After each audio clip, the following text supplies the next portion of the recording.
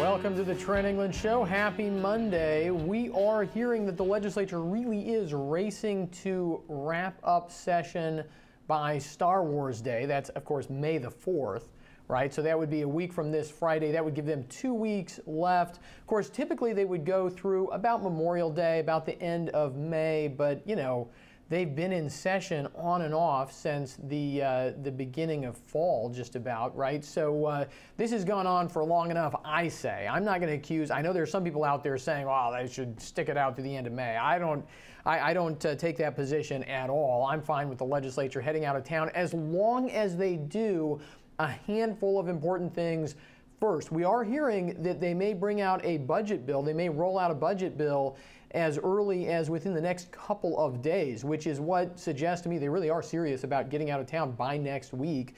Last week, we mentioned this rumor to you that they were trying to do that, but we were hedging our bets a little bit, talking maybe about May the 11th, but could actually be May the 4th. We'll have all that for you on the show this week, but today I want to talk about some reforms in 3 different areas. These are really important, and as the end date of session moves up, obviously it becomes even more important that if you want these kind of reforms to pass, if you want these things to be enacted, if you want to make these changes in Oklahoma government, you've got to let your legislators know, and you need to let them know today that these things are important to you, because as that time window gets compressed, right, then, you know, something's got to give, and some of the policy measures could give. We want to make sure that the important ones, the important topics get addressed, and those are things like education, obviously, Medicaid. Medicaid is the huge one that almost never gets talked about, that is eating up the state budget,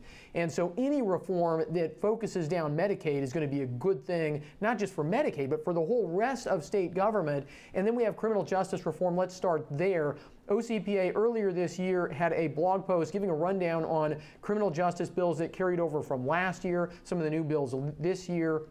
Most of the new bills have not gone anywhere, but some of the bills from last year that carried over, these are products of the governor's criminal justice reform task force. Some of these bills are still moving forward and are very close to actually being passed, sent to the governor. She will sign them. These are important. You can see the whole list at ocpathink.org, but let me just highlight a couple of these bills for you. Senate Bill 689 would give judges discretion to waive fees, fines, court costs, not restitution, but court costs and fees and things like that for defendants who are indigent. And I've made this point on the show before. I mean, I know some people think that I've gone soft, but look, it's crazy to pile fees on somebody who can't pay them, who's never going to pay them. All it does is put that person in basically a permanent state of perpetual debt, right? I mean, how can we expect somebody to reform if we drive them beyond the boundaries of bankruptcy, right? This is crazy. It makes no sense. This would allow judges who have some common sense to exercise that common sense and actually waive these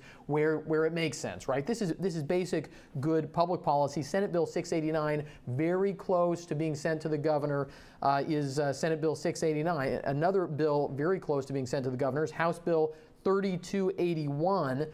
This would amend the sentencing for certain people convicted of nonviolent offenses, basically property and drug offenses, and it would change the minimum maximum sentences basically to reduce the sentence length for some of these nonviolent offenses. If you look at the data, if you look at why Oklahoma incarcerates so many more people than other states our size, so many more people as a share of our state's population, one of the drivers is that we send people convicted of nonviolent offenses to prison for longer, right? And so this would bring us down, and look, the whole country has seen crime rates go down, right? States that put people in prison for less time, states that put people in prison for more time, right? So it's not like we're getting a benefit, we're just spending a lot of money putting people in prison for longer. This would bring us closer to the national average when it comes to some of these sentences for nonviolent offenders. House Bill 3281. I'll post the links to all these bills, by the way, after the show wraps up today.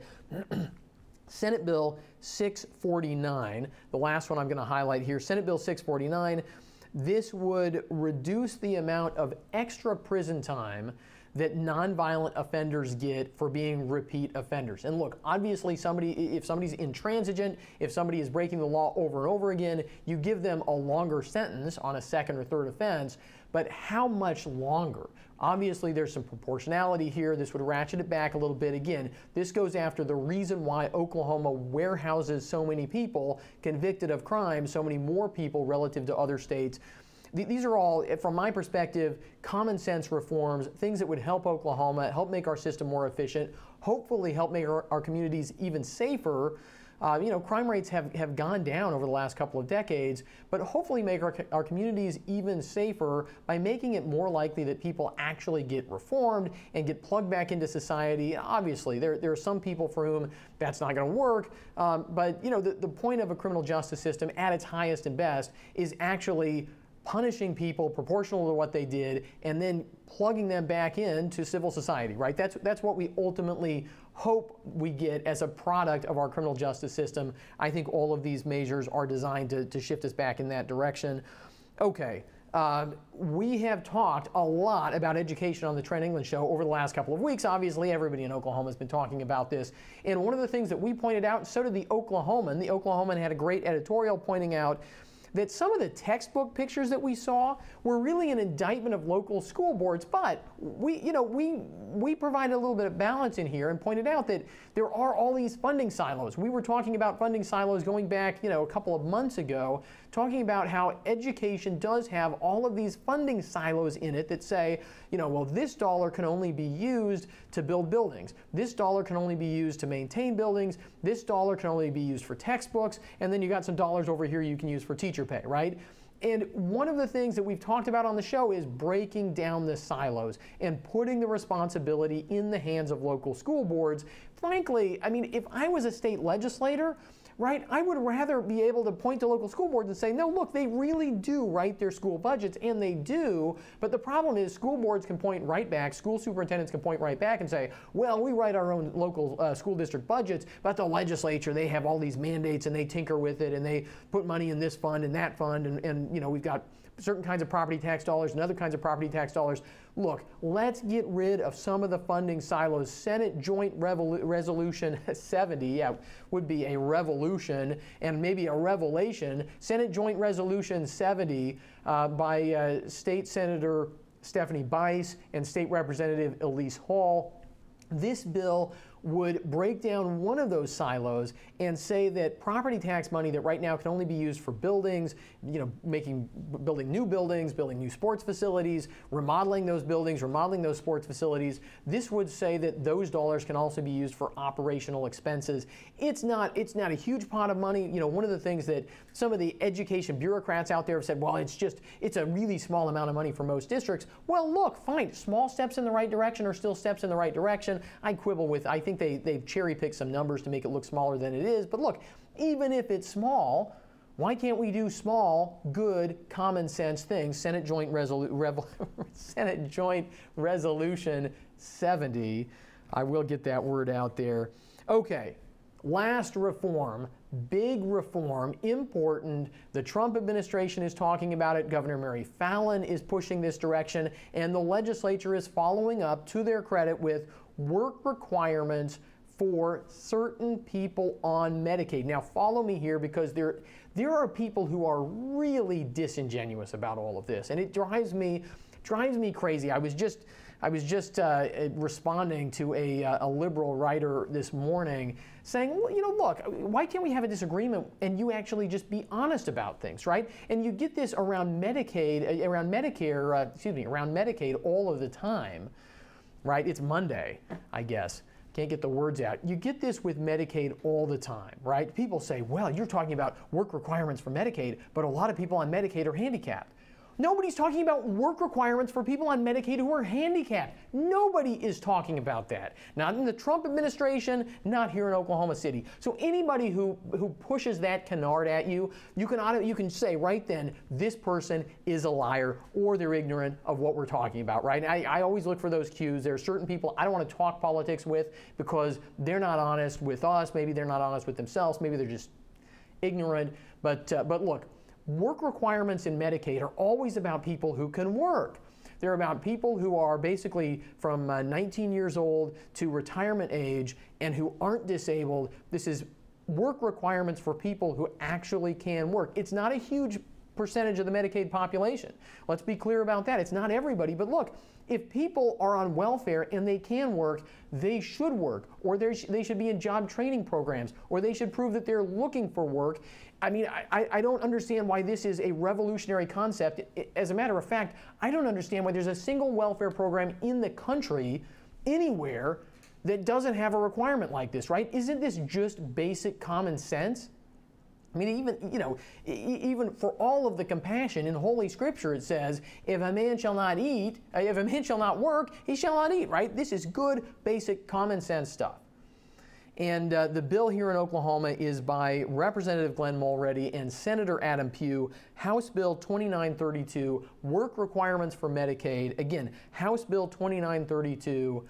All of these things that I've talked about here today, Senate Joint Resolution 70, House Bill 2932, the criminal justice reform measures that I've talked about, all of these things are very close to passing the legislature, and yet none of these things are a done deal, right? None of these things are assured. If you want to make your voice heard, I'm going to post in the comments where we post the videos on Facebook, on YouTube, I'm going to post how you can contact your state legislator, your state legislators, your state senator, your state house member. If you don't know how to do that, I'll put the information right there. Make it really easy for you to share your thoughts on these things with your state legislators. I mean, this is really important stuff, but we should never take anything for granted. I know some people are saying, well, these things are really close. I'm sure they're going to pass. The governor's said she's for these things or whatever. Look, nothing is done until it's actually signed, sealed, and delivered. When it comes to the political process, you know that, I know that. We're going to keep following these things this week. We're going to follow the budget as we look ahead toward probably getting some details of the proposed state budget, maybe even some votes on the budget as early as the middle of this week, with the legislature trying to get out of town by the end of next week. So the Trent England Show is your source for information on all of those things, everything going on at the Oklahoma Legislature. If you have questions, if you have things you want me to talk about, bills you want me to talk about here on the program as we work through these last couple of weeks of the legislative session, send those to me on Facebook. You can put them in the comments or send them to me via Messenger on Facebook, and we'll take a look at those things. And always glad to hear from you. Thanks for watching the Trent England Show. Subscribe on Facebook, YouTube, iTunes, SoundCloud. Go to our archive at ocpathink.org. You can also find information about all of these pieces of legislation and a lot more at ocpathink.org. Thanks again for watching.